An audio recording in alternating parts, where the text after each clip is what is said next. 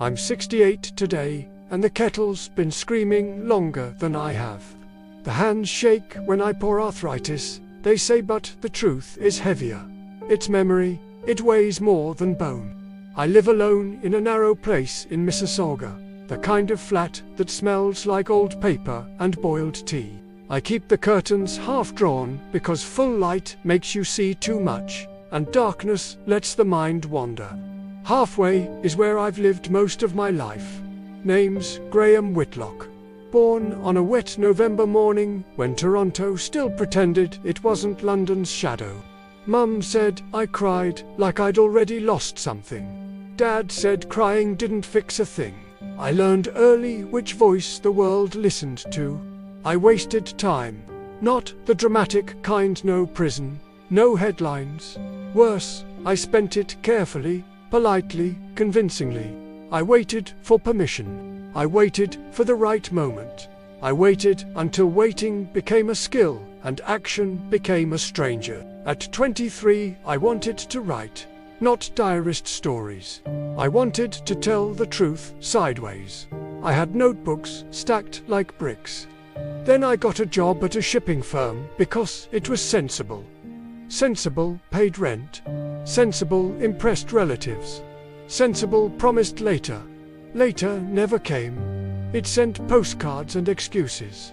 At 30, I met Eleanor. Proper laugh. British lilt, soft vowels, sharp mind. She drank tea the wrong way, milk first, and argued it like a barrister. She said I hid behind being nice. Canadians do that, she said, apologizing while surrendering. She wasn't wrong. I loved her honesty. I resented how it exposed mine. We planned a life with penciled lines. House someday, kids when stable, travel after promotion. I nodded because nodding is easier than choosing. She asked me once, only once, if I'd publish a story. I told her I was busy. Busy is a lie dressed as responsibility. At 42, my father died. Heart gave out while he was shoveling snow. He didn't need to. I stood at the funeral, listening to men talk about duty and sacrifice. They praised his consistency. No one mentioned joy. I went home and boxed my notebooks. Grief has a way of cleaning the house of dreams. You call it order. Eleanor left at 45. No screaming, no cheating. She said she was tired of living with a man who postponed himself. She kissed my cheek like you kiss a memory. You'll be brilliant when it's safe, she said. But it never will be. That sentence has followed me like a second spine. I told myself I had time. Canadians are polite with death. We pretend it's a rumor. I worked harder. Promotions came with plaques and longer hours. I bought a better kettle. I learned to cook for one. I told myself solitude was freedom. It's not. It's just quiet enough to hear the clock. Now I'm 68, retired. The company sent a cake with my name misspelled. I corrected no one. Correcting things late feels rude. I open the old boxes some mornings. The paper smells like hope that's gone stale. The writing isn't bad. That's the cruelty. It was never bad, it was just afraid. The kettle stops, I forget to drink. I sit and count the years the way some men count push-ups, pretending it builds strength. I think of Eleanor's laugh. I think of the story I never wrote, the one where a man chooses before life chooses for him. I think of how much courage costs when you buy it late. Interest is brutal. If you're listening, whoever you are, don't confuse patience with purpose. I did. I perfected the art of almost, and almost is a coffin with extra room. I speak slower now, vowels stretched thin, a bit of England left in my mouth from years with Eleanor, a bit of Canada in my throat from swallowing things whole. The doctor calls it measured, I call it rehearsed. When you've avoided truth long enough, you learn to approach it like ice testing, tapping, ready to retreat. There's a bench by the river where I sit most afternoons. Old men sit like they're guarding something. Maybe we are. Regret doesn't like crowds. It prefers benches and long views. I watch younger blokes jog past with headphones, running from or toward something I can't tell. I want to grab them by the sleeve and say, pick one. Running in circles still counts as motion, but it won't move your life. I remember the day I chose safety over honesty at work. A manager asked for volunteers to pitch a new idea. I had one. I didn't raise my hand. A lad 10 years younger did. He got the nod, the credit, the climb. I congratulated him. I meant it. That's the trap, being kind enough to survive your own erasure. My sister calls weekly. She says I sound tired. I tell her it's the weather. We Canadians blame the weather for everything because it doesn't argue back. She asks if I'm writing. I say I dabble. Dabbling is cowardice, wearing a cardigan. Eleanor wrote once, years ago, proper letter, paper. She was in Bristol, teaching. Said she still believed in the man I was becoming. That hurt more than anger would have. I didn't reply. Silence is another form of theft. You steal the ending from both of you. At 58, I tried to start. Bought a new notebook, expensive pen.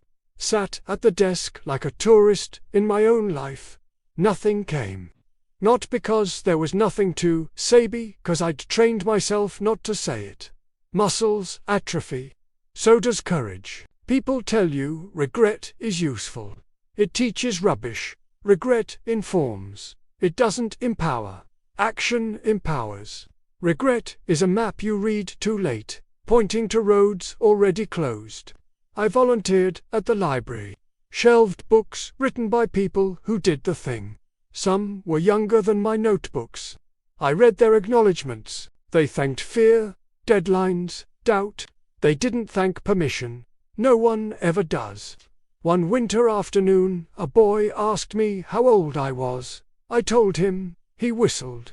That's ancient, he said, smiling. I smiled back. He asked what I did with my life. I said, I worked. He nodded like that, explained it. It didn't. Work is a tool. I used it as a hiding place. I dream sometimes that I'm back at 23. Tonight, the power flickers. Storm rolling in from the lake. I light a candle because old habits pretend to be romance. I take out the notebooks, all of them. I stack them on the table like evidence. The clock ticks. I don't apologize to it anymore. Apologies don't change verdicts. I write my name at the top of a blank page. Graham Whitlock, 68, Perspective Matters. I write the truth without dressing it up. I wasted time. I avoided risk. I mistook politeness for virtue and caution for intelligence. I let people leave because staying required a spine. I chose comfort and called it contentment. I was wrong. The pen doesn't shake. Funny how honesty steadies the hand. I write about Eleanor not as a saint, not as a villain. As a woman who asked me to meet myself and got tired of waiting. I write about my father, faithful and empty-handed at the end. I write about the company cake with my name misspelled and how that felt like the summary. Hours pass, the storm does its thing. The kettle stays cold. I don't care. I'm not dabbling. I'm doing. Late, yes. Pointless, no.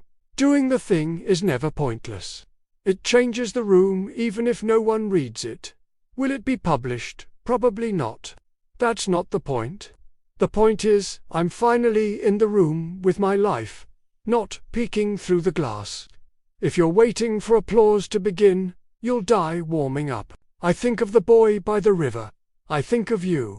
I don't know your age, but I know the lie you tell yourself. There's time. There is. Until there isn't. Time doesn't run out, politely. It stops answering your calls. When dawn comes, I'm tired, in a good way, the kind earned. I stack the pages neatly.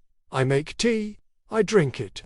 The light fills the flat and doesn't accuse me as much as it used to. I can't reclaim decades. I can reclaim today.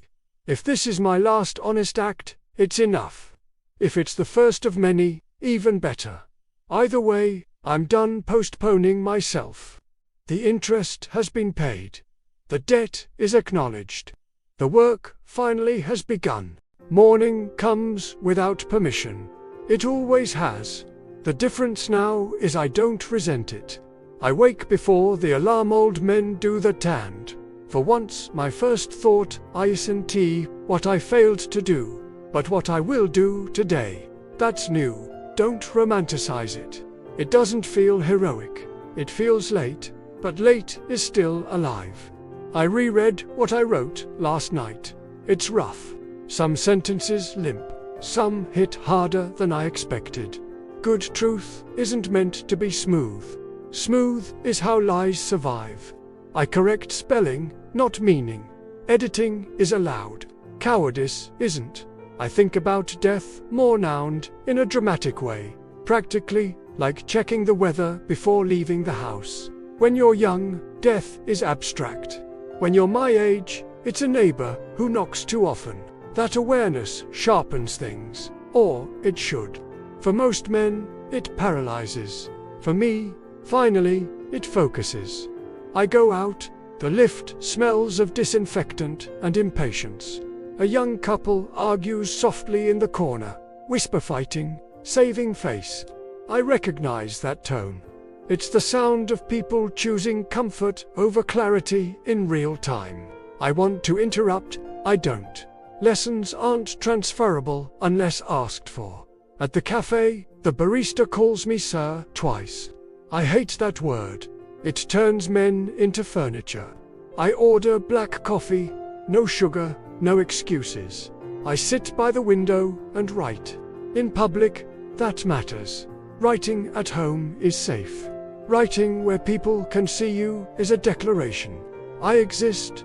I'm doing something that scares me. Watch or don't. A man my age asks what I'm working on. I tell him the truth. A life I postponed. He laughs, uncomfortable. Says he'll start his memoir someday. I don't encourage him. Encouragement without action is cruelty. I nod and go back to work. I think about legacy, not statues or names on buildings. That's ego. Legacy is whether your existence gave someone else permission to be braver. Eleanor gave me that permission. I ignored it. That's on me. If I can give it to one person before I go, that's a correction. Not redemption. Corrections are humbler. I write about the myth of potential. Potential is what people call you when they're afraid to demand results. I lived on potential like it was a pension plan. It doesn't pay out, ever. Only action compounds. Back home, I print the pages. The printer jams. Of course it does. Everything resists when you finally commit. I fix it. Slowly, carefully, no rage. Rage wastes energy I don't have. Patience with purpose, that's different from waiting.